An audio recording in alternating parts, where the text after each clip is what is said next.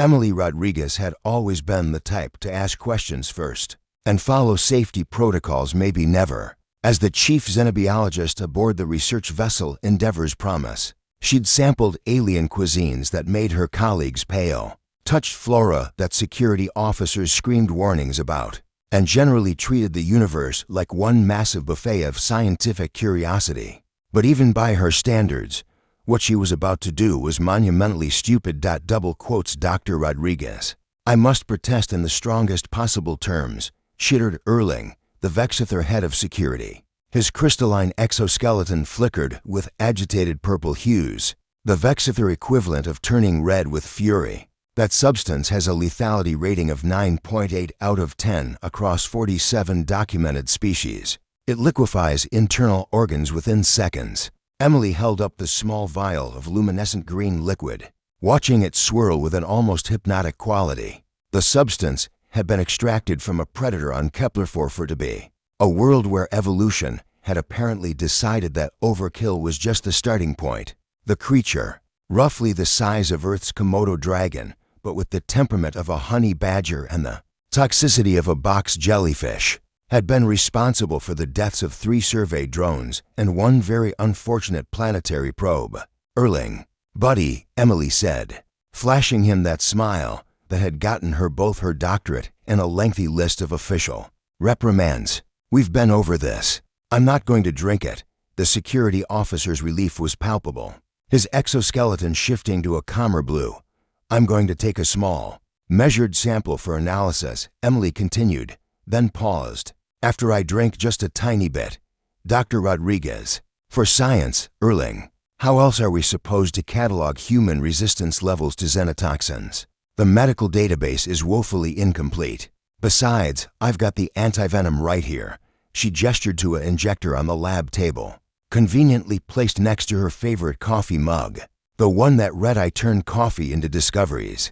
Erling's translator unit struggled to convey the series of clicks and whistles that followed, but Emily was pretty sure they roughly translated to several words that weren't in the standard diplomatic phrasebook. He extended one of his 6 manipulator appendages toward her. In what she'd learned was a pleading gesture. Emily, please. I have filed 47 incident reports about you in the past 3 months alone. The captain has threatened to have me evaluated for stress-related processing disorders. My carapace is developing stress fractures. I am begging you, 1 tiny sip, Emily said, uncorking the vial. The acrid smell that emerged made her eyes water. What's the worst that could happen? Death. Death is the worst that could happen. Death is statistically the most likely outcome. In fact, Emily had already brought the vial to her lips. She met Erling's horrified gaze, winked, and took a small swallow. The taste hit her first like battery acid mixed with wasabi and regret. It burned going down, a sensation that started at her tongue and traced a line of fire all the way to her stomach. Emily's eyes watered, and for a moment, she genuinely wondered if she'd finally pushed her luck too far. Erling had already activated the emergency medical alert, his exoskeleton flashing red and white as he scrambled toward the antivenom. Medical team to Lab 7. Code Omega. Dr. Rodriguez has ingested Class 5 toxin. I repeat, Erling. Wait, Emily croaked, her voice rough. She coughed once, twice, then reached for her water bottle and took a long drink. She smacked her lips thoughtfully. Ha. You are saying how while poison courses through your veins? Erling's translator practically screeched. Emily rolled her shoulders, checking her vital signs on her wrist monitor. Heart rate elevated but steady. Blood pressure normal. Oxygen levels perfect. She felt a bit of warmth in her chest, a slight tingle in her extremities, but otherwise nothing. Got anything stronger? She asked, grinning.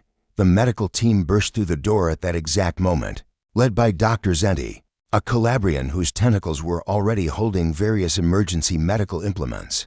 They slid to a halt, sensor equipment beeping frantically as they scanned Emily. Her vital signs are normal. Dr. Zenti's confusion was evident even through their species' naturally monotone voice. That's not possible. The toxin should have caused complete systemic collapse by now, Emily shrugged. Guess humans are tougher than we thought. Honestly, it wasn't even as bad as that Tlaxian fermented root you all dared me to try last month. Now that stuff had a kick. Erling slowly lowered himself onto a lab stool, his exoskeleton fading to a defeated gray. I am going to need so much recreational crystallization time after this assignment. Over the next hour, Emily submitted to a battery of tests, while continuing to show absolutely no ill effects from the venom. Dr. Zenti documented everything with a mixture of scientific fascination and existential bewilderment. The venom that should have killed Emily in seconds had been neutralized by her liver, in approximately 4 minutes, only slightly slower than her body processed cheap tequila. It makes no logical sense, Dr. Zenti muttered, reviewing the data for the 15th time. Human physiology shouldn't be this resilient. You're not particularly armored. Your species lacks redundant organs. By all accounts, you should be extremely fragile. Emily leaned back in her chair, thoroughly enjoying the baffled looks on her colleagues' faces. You know what I think? I think Earth might have been playing on hard mode this whole time. We've got snakes, spiders, jellyfish, plants, bacteria, hell, even some of our snails are venomous. We've been building up resistance to toxins since before we climbed down from the trees. Insanity. Erling muttered. Your entire planet is insanity. Yep, Emily agreed cheerfully. But it made us pretty good at not dying, which in my professional opinion is an excellent survival trait. She glanced at the vial, which still contained about half of the venom. So, about that anything stronger question, because I'm genuinely curious now. For science, Erling's exoskeleton flashed through every color in the Vexither emotional spectrum, before settling on a deep, resigned purple. I am requesting a transfer, he announced to no one in particular. To anywhere. A mining station. A garbage scow. Diplomatic duty on a Kreven war moon. Anywhere but here. Emily just laughed and made a note in her research log.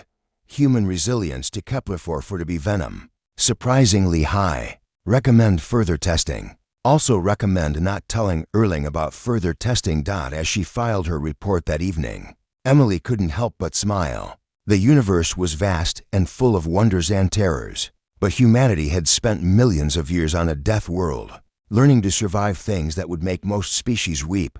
Out here among the stars, that was turning out to be one hell of an advantage.